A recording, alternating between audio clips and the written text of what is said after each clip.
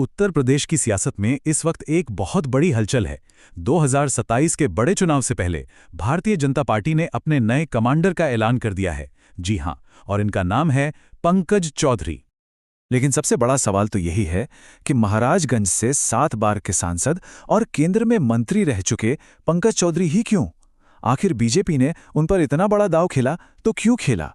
चलिए इस फैसले के पीछे की पूरी रणनीति को समझते हैं।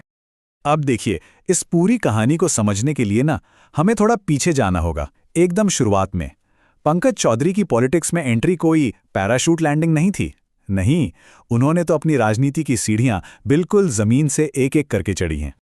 तो पंकज चौधरी 20 नवंबर 1964 को गोरखपुर में जन्मे और पढ़ाई लिखाई वो भी गोरखपुर यूनिवर्सिटी से ही हुई। और यहीं से आप कह सकते हैं उनका असली सियासी सफर शुरू होता है, जो कि काफी दिलचस्प है। सोचिए, साल था 1989। उन्होंने अपना करियर कहां से शुरू किया? गोरखपुर नगर निगम में एक पार्षद के तौर पर। और फिर अपनी मेहनत के दम पर वो जल्द ही गोरखपुर के डिप्टी मेयर भी बन गए। मतलब साफ है, उनकी राजनीति की नींव ही जमीनी मुद्दों और लोगों से सीधे जुड़ाव पर रखी गई थी। तो ये तो थी नगर निगम की बात। अब यहां से निकलकर उनके नेशनल पॉलिटिक्स के सफर पे नजर डालते हैं, और यकीन मानिए वो तो और भी ज्यादा प्रभावशाली है। 7, बस ये एक नंबर याद रखिए। ये नंबर पंकज चौधरी के पॉलिटिकल करियर में बहुत बहुत ज्यादा मायने रखता है। क्यों? क्योंकि वो 1-2 बार नहीं, बल्कि पूरे 7 बार सांसद चुने गए हैं। कहानी शुरू होती है 1991 से। बीजेपी ने उन्हें महाराजगंज लोकसभा सीट से टिकट दिया और बस यहीं से उनके दिल्ली के सफर का आगाज हो गया। और देखिए सबसे कमाल की बात क्या है, 1991 से लेकर 2024 तक, मतलब जमाना बदल गया, सियासत बदल गई। चाहे वो राम मंदिर आंदोलन का दौर रहा हो या फिर बाद में आई मोदी लहर, वो हर बार हर चुनाव में पार्टी के लिए एक भरोसेमंद सिपाही की तरह जीतते रहे।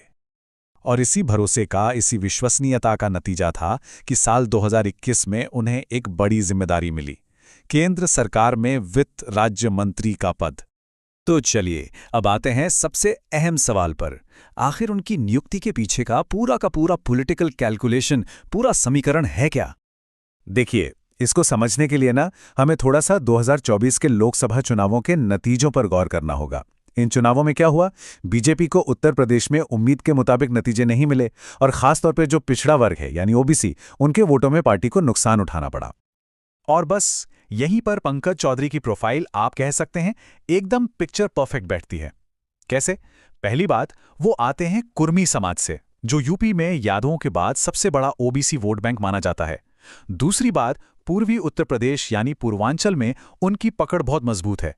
तो समझिए, उनको अध्यक्ष बनाकर बीजेपी ने एक तीर से कई निशाने साधे हैं। एक तरफ तो ओबीसी वोटर्स को एक सीधा मैसेज गया, और दूसरी तरफ पार्टी ने अपने संगठन के सोशल इंजीनियरिंग को ठीक करने की एक बड़ी कोशिश की है। तो ये तो हो गई नियुक्ति की वजह। अब जरा ये भी देख लेते हैं कि नए अध्यक्ष के तौर पर उनके सामने चैलेंज क्या-क्या है और आगे का रास्ता कैसा होने वाला है। देखिए, उनके सामने जो सबसे बड़ा नंबर 1 चैलेंज है वो है पार्टी संगठन में एक नई ऊर्जा, एक नई जान फूंकना, और जाहिर है 2027 के विधानसभा चुनाव में बीजेपी की सत्ता में वापसी पक्की करना, यही उनका मेन टारगेट होगा। लेकिन चुनौतियों के साथ साथ उनके पास एक बहुत बड़ा प्लस पॉइंट भी है। वो क्या है? वो है मुख्यमंत्री योगी आदित्यनाथ के साथ उनका तालमेल। देखिए, सीएम योगी भी पूर्वी यूपी के गोरखपुर से हैं और पंकज चौधरी भी ठीक पड़ोस के जिले महाराजगंज से। दोनों नेताओं के बीच एक पुराना अच्छा तालमेल है। इससे क्या होगा? सरकार और संगठन के बीच जो कभी-कभी खींचतान हो जाती है, उसकी गुंजाइश कम हो जाएगी, और यही जुगलबंदी बीजेपी के लिए एक बड़ी ताकत बन सकती है। इतना ही नहीं, उनका जो अपना स्वभाव है वो भी उनकी एक बड़ी स्ट्रेंथ है। वो शांत रहते हैं, गंभीर हैं, और सबसे बड़ी बात, एक नॉन कॉन्ट्रोवर्शियल चेहरा है। मतलब किसी विवाद में उनका नाम नहीं आता। ये चीज पार्टी के अंदर बैलेंस बनाने में बहुत मदद करेगी।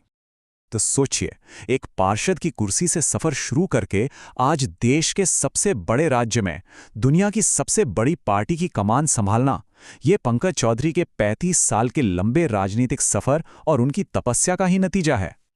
लेकिन इन सब के बावजूद सबसे बड़ा सवाल तो अपनी जगह कायम है कि क्या पंकज चौधरी का ये लंबा अनुभव और उनका ये सामाजिक समीकरण 2027 में बीजेपी को उत्तर प्रदेश में फिर से वो प्रचंड बहुमत दिला पाएगा? खैर, इसका जवाब तो अब वक्त ही देगा।